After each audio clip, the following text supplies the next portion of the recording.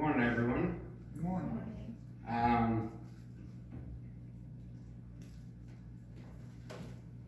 We are going to be in Genesis 29 this morning. To date, we have gone through, we are on patriarch number 3 of the Old Testament. And as we've gone through, we've seen a lot of the strengths of each one, and we've also seen a lot of the faults of each one. I hope that through this study you've seen that the giants of faith that the Bible gives us, they are still people.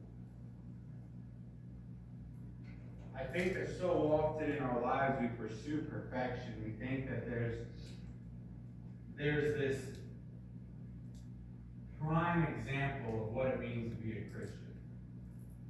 We think that there's this state that we can reach where this is where we need to be. I've made it. I'm a good Christian. I'm a good person. I'm a good God-fearing man. The problem with this is that those who believe this have missed the entire lesson of the Old Testament. And that lesson is simple. Perfection is unattainable. For us to have this in our head that there's this place that we can reach in our walk where we are now at prime Christianity. It's this fallacy, it's this wrongful belief that somehow, in some way, the journey is meant to stop.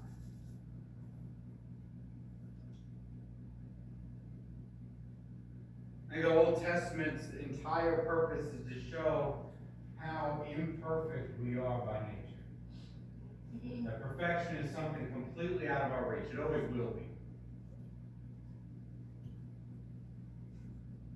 And when we understand this, we understand that the growth that is the self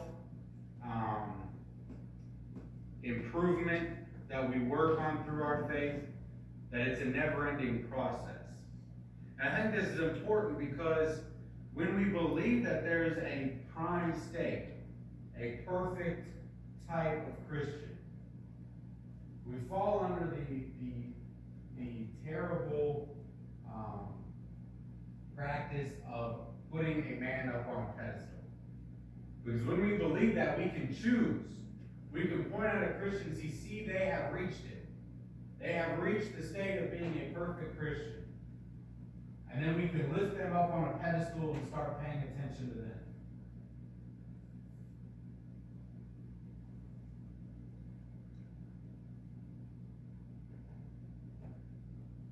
Just like in our times today, everybody falls short of truly following Christ. And that lesson is mirrored in the Old Testament when we say that all men fall short of truly obeying the commandments of God. It's important because it reminds us of our place in things. It reminds us of God's greatness and our own unworthiness. You see, when we understand how vast that separation is, that's the moment when we truly appreciate grace. In verse 1 of chapter 29, the scriptures read, "Then Jacob went on his journey and came to the land of the people of the east. As he looked, he saw a well in the field, and behold, 3 flocks of sheep lying beside it. For out of that well the flocks were watered. The stone on the well's mouth was large, and when all the flocks were gathered there, the shepherds would roll the stone from the mouth of the well and water the sheep, and put the stone back in its place over the mouth of the well. Jacob said to them, 'My brothers, where do you come from?' They said, 'We are from Haran.' He said to them, 'Do you know Laban, the son of Nahor?' They said, 'We know him.' And he said to them, 'Is it well with him?' They said, 'It is well, and see, Rachel, his daughter, is coming with the sheep.' He said, behold, it is still high day. It is not time for the livestock to be gathered together. Water the sheep and go pasture them. But they said, we cannot until all the flocks are gathered together and the stone is rolled from the mouth of the well. Then we water the sheep. While he was still speaking with them, Rachel came with her father's sheep, for she was a shepherdess. And now as soon as Jacob saw Rachel, the daughter of Laban, his mother's brother, and the sheep of Laban, his mother's brother, Jacob came near and rolled the stone from the well's mouth and watered the flock of Laban, his mother's brother. Then Jacob kissed Rachel and wept aloud. And Jacob told Rachel that he was her father's kinsman and that he was Rebekah's son. And she ran and told her father. So, as we're looking at Jacob, Jacob's entire walk started off with wrongful intentions, with deceit. And after tricking Esau into giving him his birthright, and then tricking Isaac into upholding that deal that he made, he's then sent to Haran to find for himself a wife from his father's clansmen.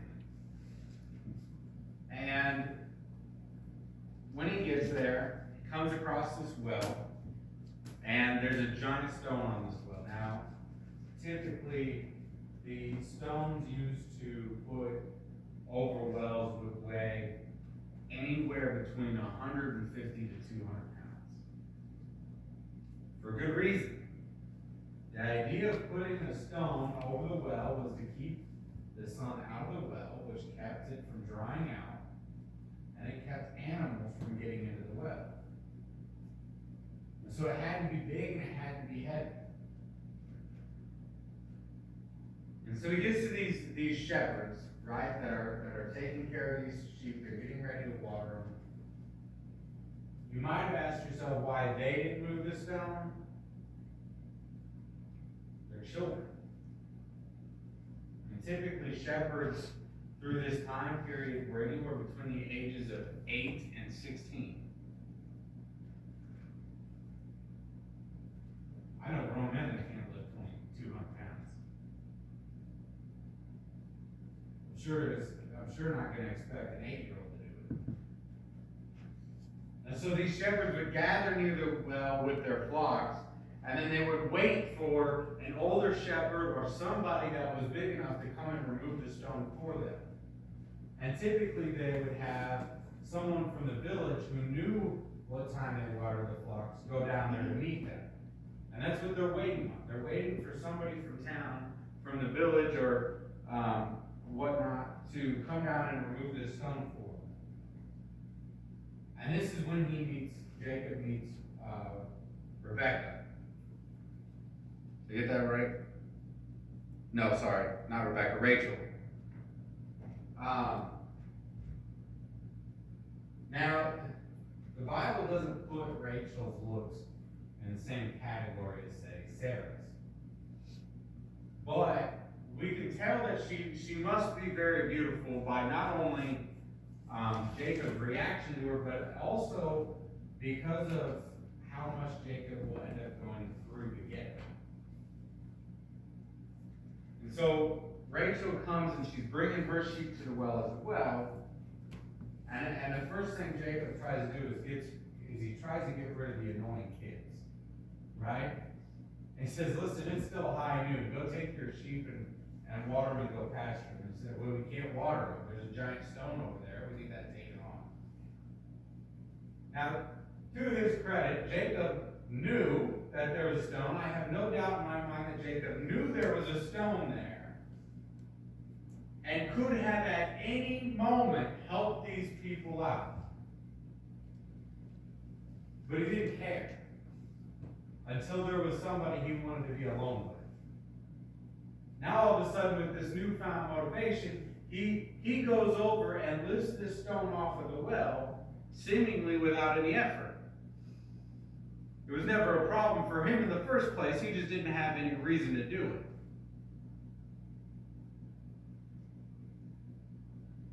I think that A, it was designed to get rid of, like I said, everybody else. But I think he also had the ulterior motive of showing off. Right? And what guy doesn't do that when faced with a beautiful woman? But reading through this chapter, I couldn't help but think about what this must have been like for Rachel. And not the guy showing off and lifting a giant stone. That's what guys do. But the fact that this complete stranger runs up, grabs her, kisses her, and starts crying. Now, I know I'm a guy, but for me, if that had ever would have happened to me, I'd be a little bit weirded out. Right? That's weird. Now, the kissing thing, you can argue that that's a form of greeting.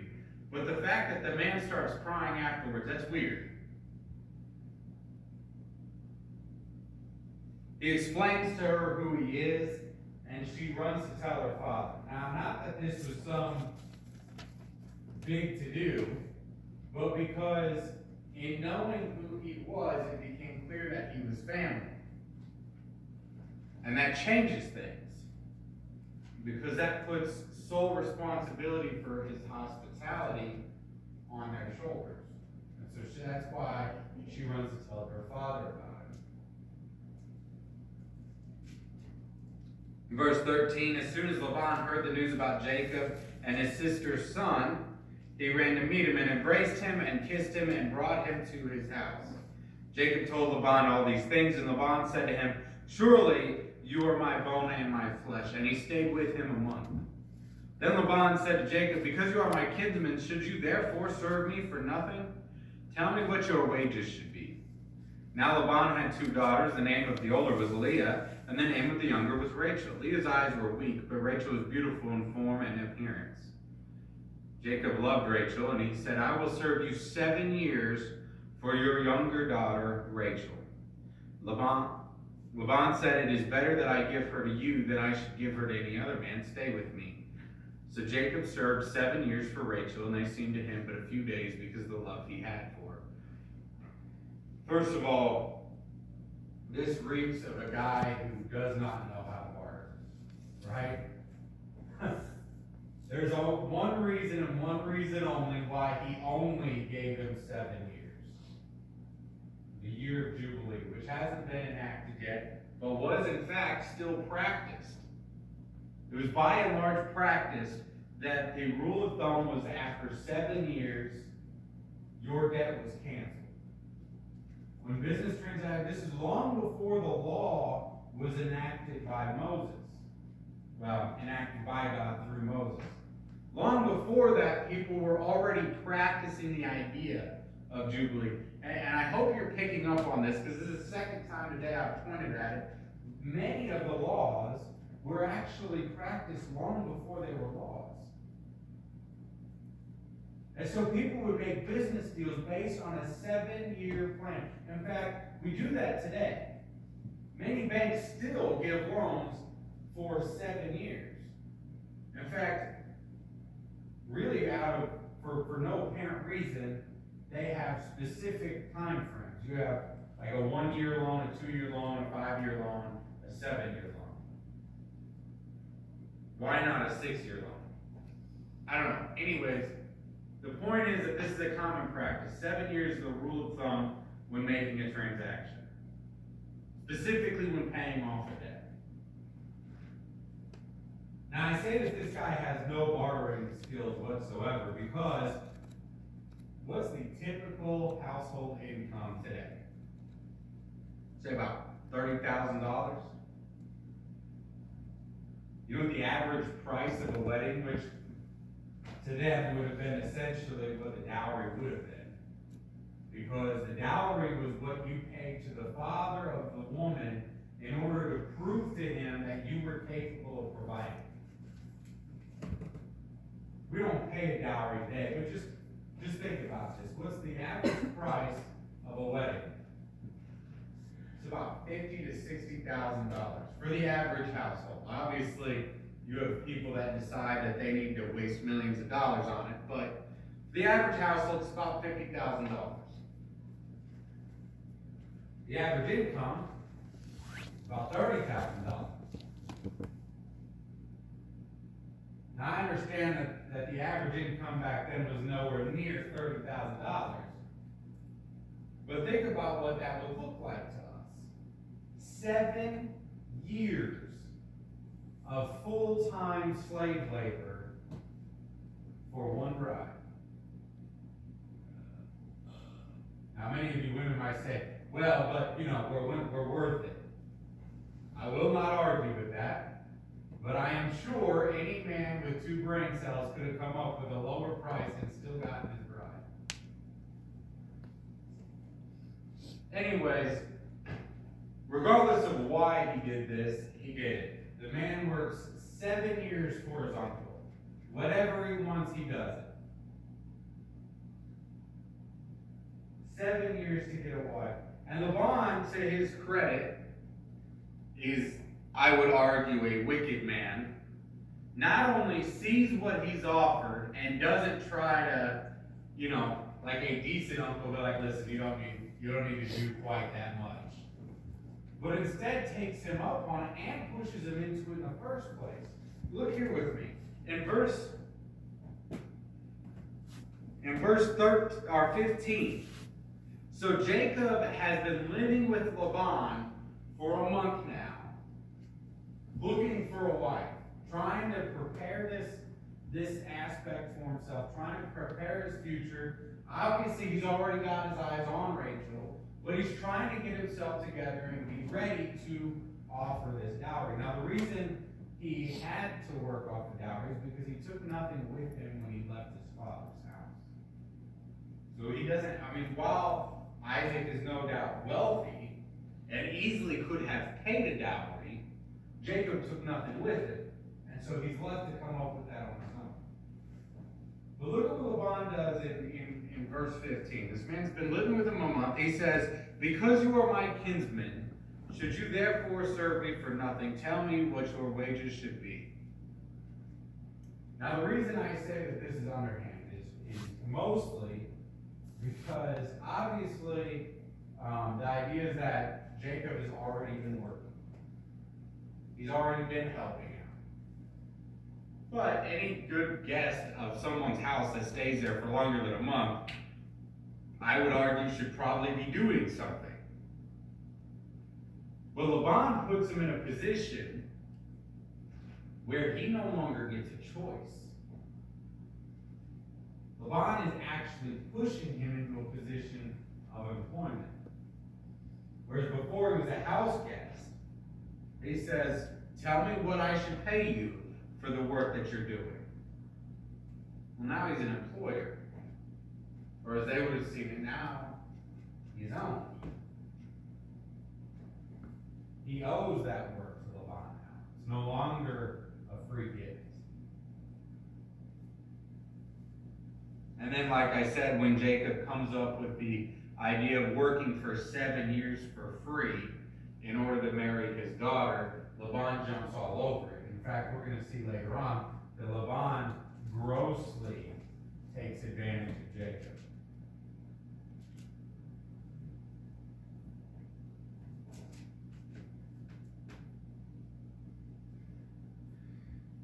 In verse 21, it says, then Jacob said to Laban, this is after serving him for 7 years. Then Jacob said to Laban, give me my wife that I may go into her, for my time is completed. So Laban gathered together all of the people of the place and made a feast. But in the evening he took his daughter Leah and brought her to Jacob, and he went into her. Laban gave his female servant Zilpah to his daughter Leah to be her servant. And in the morning, behold, it was Leah. Jacob said to Laban, what is this you have done to me? Did I not serve you with you for Rachel? Why then have you deceived me? Laban said, it is not so done in our country to give the younger before the firstborn. Complete the week of this one, and we will give you the other also in return for serving me another 7 years. Jacob did so and completed her week. Then Laban gave him his daughter Rachel to be his wife. Laban gave his female servant Bilhah to his daughter Rachel to be her servant. So Jacob went into Rachel also, and he loved Rachel more than Leah, and served Laban for another 7 years. Now, briefly pointed out 20, verse 20 says, "So Jacob served 7 years for Rachel, and they seemed to him but a few days because of the love he had for her."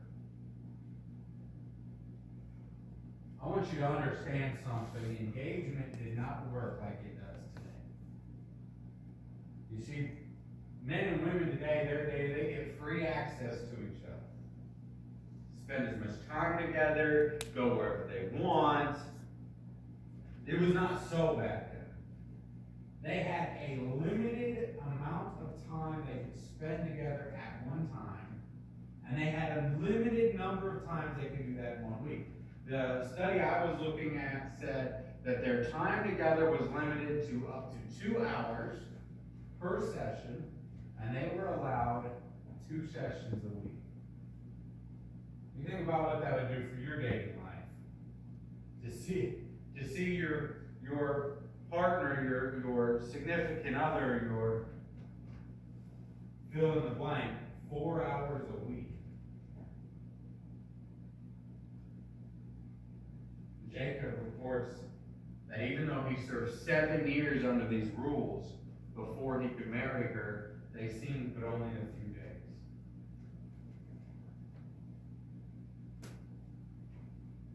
Ladies and gentlemen, I know that it's tempting to fall in love with the love stories of our modern media. Right? How many of you guys watch most guys would call them chick flicks, the love romance movies?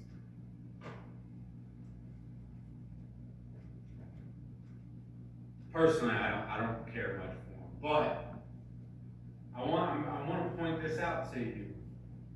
The stories that you see in movies, the stories you watch on Hallmark and you read in novels, they don't compare to the love stories we have here.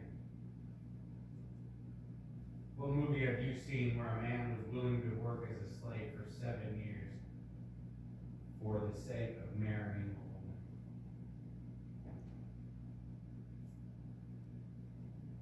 We have movies where the woman waits for the man for a year and we think that they're doing good.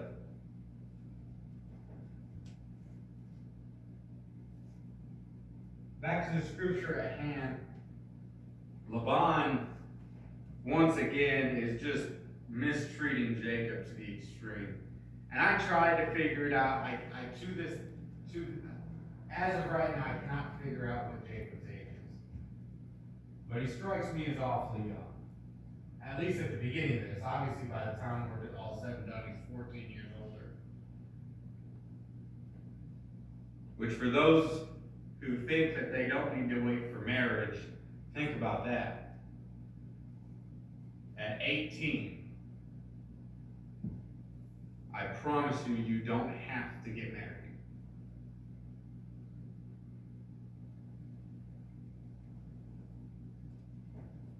But after saying that this 7 years passes and it seemed like only a few days before he got to see his bride.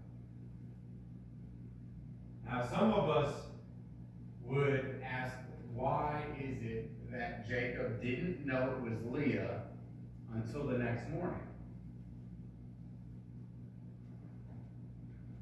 Did you ever wonder where the veil came from in a wedding? Did you know that wasn't a fashion statement? The practice of a veil was that when a bride came up to marry her husband, he never saw her face. You see, today we say it's bad luck to see a bride in her wedding dress before the wedding, right? Back then, the man didn't get to see his bride until the morning after the wedding. She wore a veil at all times. Until they got back to their house that night. Which, of course, for obvious reasons, still not seeing her. So he doesn't know this until the next morning. Unfortunately, he's been married and they've sealed it. There's no going back for him. He has a wife. You notice Laban tries to make excuses for this. He says, he says, it is not so done in our country to give the younger before the firstborn. So he says that, here's the thing, we don't do that. We don't allow, it's not right for me to allow the younger sister to get married when the older sister's still waiting. Even if that's the case, why was Jacob not told this when he made the deal for 7 years? Make no mistake, Laban is the most underhanded, manipulative character we have seen in the Bible, maybe apart from Satan himself. And so he says, well, give her week, because a week was the time that a man was required to stay away from his job, stay away from basically public.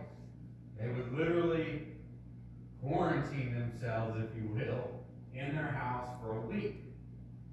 This was the start of the idea of a honeymoon. We have honeymoons today where we leave and go out into the world and we make this big trip out of it. But it didn't start out as a vacation. It started out as a time when the world stayed away from the new couple and let them be a couple. And so he says, give her week. You owe it to her. And then I'll give you Rachel, who I've promised you, as long as you work another 7 years. You think about how wealthy this man must have felt. He got rid of his daughters. Nobody could ever talk badly about where they went, because we know Isaac is well known to be wealthy among his kinsmen. So they're all they're both going into a wealthy, well-to-do family. So he's married them well, and he's gotten 14 years of free labor. Man, who would want a dowry?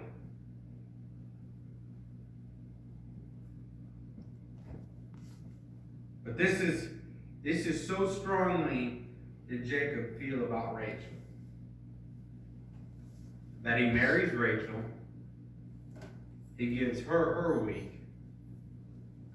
And back into verse 30 it says he serves Laban for another 7 years.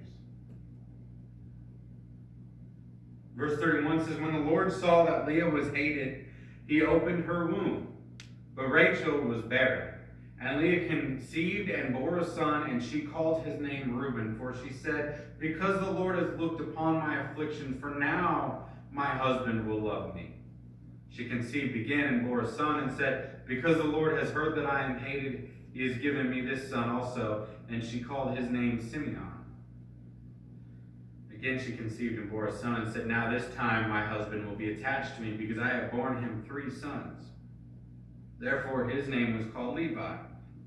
And she conceived again and bore a son, and said, this time I will praise the Lord. Therefore she called his name Judah, and then she ceased bearing.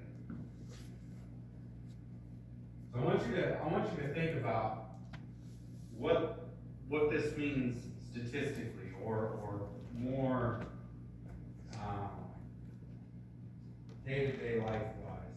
What does this mean for Rachel? This woman has 4 children.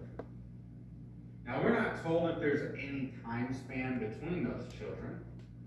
We're not even told how long they were married before she had a child. But we can assume 4 years between first and last child, right? Roughly. Think about what this looks like for Rachel. For 4 years of marriage, watching her sister have child after child after child, and her not having any.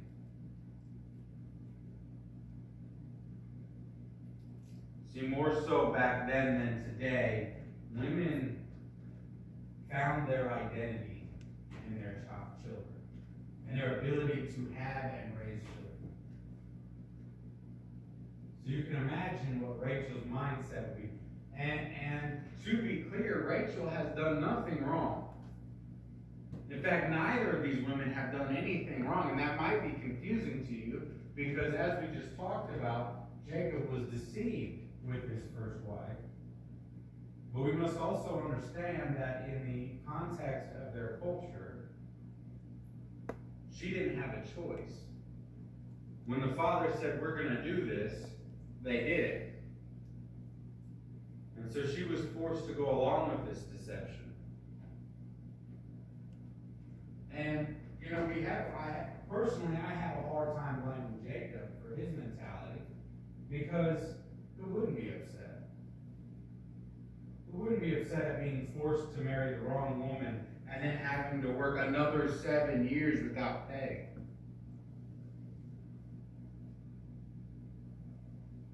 But you see, God looks down and he sees his children and their needs and their suffering. And as any loving father, he seeks nothing but to alleviate that pain. And so I think, in an effort to both teach a lesson to Leah and also to help try to strengthen the bond between Jacob and Leah, he starts giving her sons. That was all important to men of this era. You see, a son was able to work harder and longer hours than a woman, and could bring you more wealth than a woman could. And so it was extremely valued when a woman gave multiple sons to her husband. Now I say I believe that God did this in order to teach Leah a lesson, because look at the trend in the way she named her children. Right? In the first three, it's all focused on her husband and their relationship. Right? Reuben, for she said, "Because the Lord has looked upon my affliction, for now my husband will love me." Simeon, because the Lord has heard that I am hated, he has given me this son also. Levi, now this time my husband will be attached to me, because I have borne him 3 sons. 3 sons she gives birth to, and each one of them named in order, in the hopes of somehow alleviating this burden that she's dealing with. Look at the 4th one. I'm convinced at this time that she learns a deeper lesson. The 4th one she calls Judah and says, "This time I